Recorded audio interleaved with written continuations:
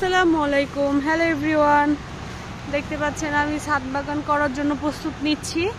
তো এখানে কয়েকটা টব, বাসায় যে ভাঙা বালতি কি যাই ছিল এগুলো দিয়ে তৈরি যাচ্ছে, গাছ কিনে নিয়ে এসেছি।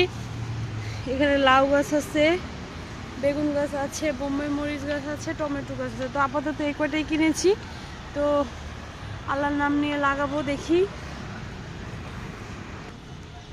তো এইটা হচ্ছে বোম্বাই মরিচ বা নাগা মরিচ গাছ। তো এটা আমার কাছে খুবই ভালো লাগে, মানে এই মরিচটা যদি আল্লাহর রহমতে হয় তাহলে আল্লাহর কাছে অনেক অনেক শুকরিয়া আদায় যাপন করব ইনশাল্লাহ।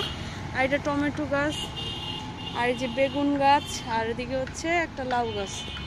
তো দেখতে পাচ্ছেন আজকের মতো এগুলোই। তো এখন সকাল বাজে 9টা। তো আমি এই টবগুলো আগে থেকেই প্রসেসিং করে রেখেছিলাম। এখানে কিছু সবজি চাপাতি রাখা আছে।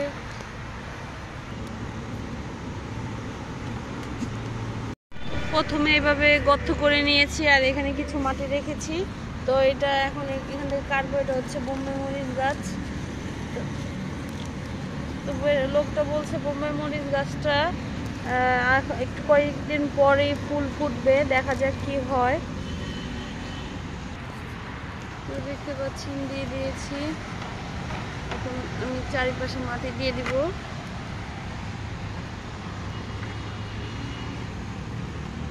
আসলে গাছ বেশি নাকি দোআঁশ মাটিতে ভালো হয়। এখন এটা কি মাটি আমার আসলে জানা নেই। বালু মাটি বা প্লাস দোআঁশ মাটি মনে হয় মিক্স আপ আছে।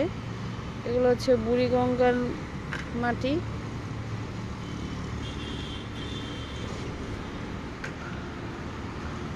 তো আমি আসলে বোম্বাই মরিচ গাছটা কখনো লাগাইনি, এই ফার্স্ট বিসমিল্লাহ বলে লাগিয়েছি। দেখা যাক, আল্লাহ ভরসা। গাছটা সোজা করে দিতে হবে,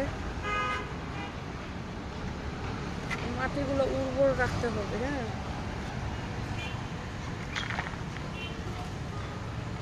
তো আমি কিন্তু ডাঁটা শাকের বিচিও এনেছি, দেখতে পাচ্ছেন। এই যে ডাঁটা শাকের বিচি, শাক লাগাবো। মানে যেগুলো খাওয়া যায় বাসায় ছাদে একদিন খেতে পারলেও মনেকে বোঝানো যাবে যে হ্যাঁ, আমার ছাদ বাগানের সবজি আমি খেয়েছি, এই আর কি।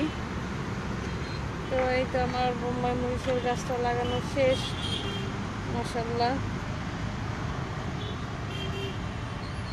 আর মাটি দেওয়া যাবে না, কারণ এখানে আরো আমি অনেক কিছু দিব, সার দিব।